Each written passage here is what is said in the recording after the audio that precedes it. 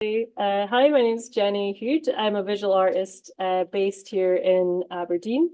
Um, that's me. I graduated from Grace School of Art in 2009, and I also have a Master of Science in Environment, Culture, and Society.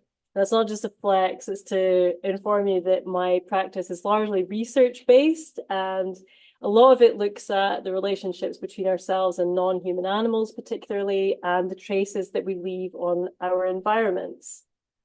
I work in photography, collage, collage and photography, collage, photography, and textiles,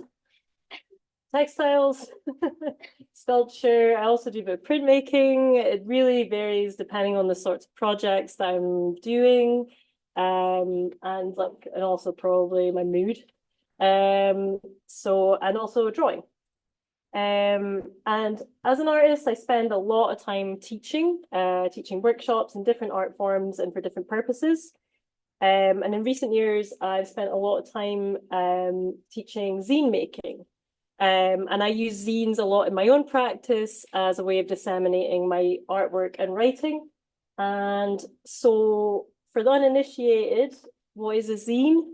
A zine is it's like a handmade, self-published mini magazine, and they come in many forms, shapes, and sizes. And they're usually about quite a specific and niche topic. Each zine will be as unique as the maker, and they have their history. It comes from the idea of a fanzine. So people used to make them about their favorite movie stars in like the 1920s. They've got roots in the punk movement, queer culture. It's really about connecting with other people. Community is a huge part of zine making. And also they're not for profit. It's very kind of anti-capitalist. It's mostly like zine swapping that you do, or you'll sell them for a little amount and then kind of have enough to cover your costs for making your next zine. So yeah, I've been using them to kind of get my work out there because it's very cheap, it's low cost. We're not renowned as artists for having big budgets to do things. And also they're a great way to inform and engage people, to share knowledge and skills like stories, personal essays, celebrate people, movements. Yeah, like I say, fandom. Really niche. It can be everything from like how-to guides to instructional manuals to just like about one very specific thing.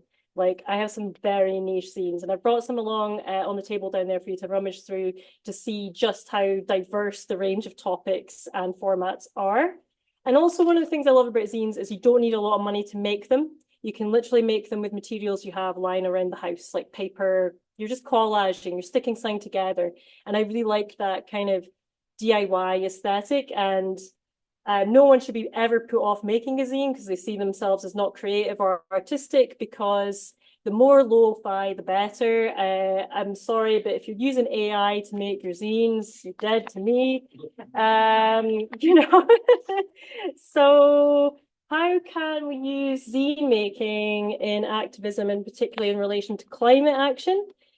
So like I say, if you've got something that is a very niche particular area of knowledge, that you know a lot about something and you want to share it, this is a great low-cost way of doing that and kind of condensing that into a format that maybe will reach other people that maybe wouldn't come across your research or your work or your writing.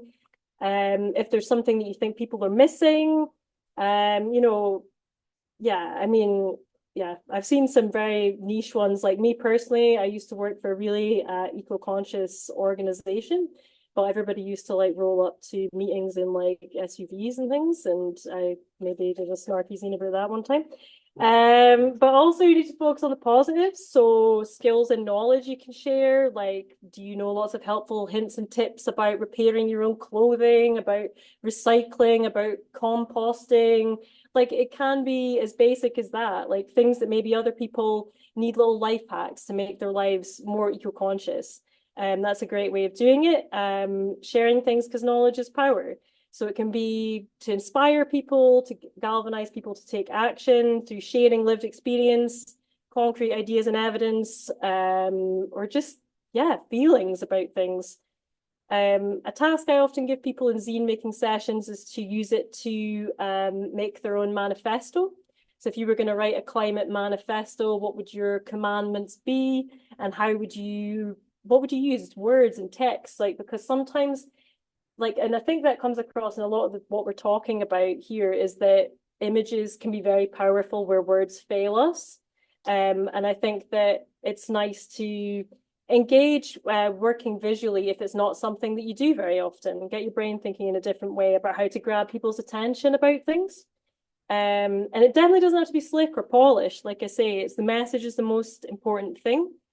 When I'm working with young people, I often suggest using their zine as a journaling space for maybe processing thoughts around eco-anxiety, which is something that affects all of us. But I would say that for younger generations, that's something that I come across a lot in sessions where I work with teenagers and young people, is just the level of frustration and helplessness that people can feel, and trying to find an outlet for that. So self-expression is a big part of zine making as well. And also for sharing your own writing and artwork that are inspired by environment or your own responses to the climate emergency. And yeah, so they can be made digitally, like I say, but I think there's something intrinsically important about the handmade element of zine making, like working with your hands, taking a break from your normal day-to-day routine.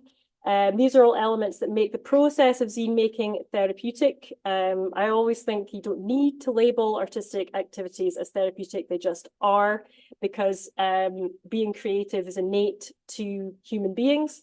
And it encourages you to slow down your thinking when you're working with paper or you're working with your hands. So when we're online and we're sharing our thoughts or we're scrolling, everything's very immediate. It's instantaneous. It's like you're just firing off things into the ether, where if you're sitting down and making a zine, it's encouraging you to be more considered with your ideas and your approach. And also when you're looking at someone's zine, you're like looking through it, appreciating the time and effort that they've put into making it.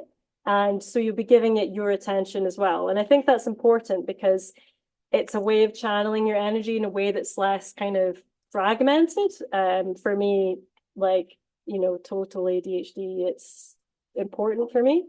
Yeah, and didn't follow that time. So another important element of making a physical zine is that information sharing online is becoming ever more regulated, censored, suppressed. We've got all these attacks on our civil liberties, with the right to protest and demonstrate. And I think that sharing information, like not digitally, is a powerful thing, and it shouldn't be forgotten about that not everything has to be online. So if you want to share information with a particular group about a particular topic, connect with an audience in a real and concrete way, I think it's a powerful thing. Like all you need is either a printer, if you need a photocopier, hit me up. And I think that that's important these days, that we shouldn't forget the old ways of sharing information, the lo-fi, the handmade, and harness that grassroots community focused power, because that's what zines are really about bringing people together, whether to make them or to share ideas with like-minded individuals. And hopefully some of my enthusiasm about zines is transferred to you tonight. And yeah, I brought along some examples for you to look at. That's me. Thank you.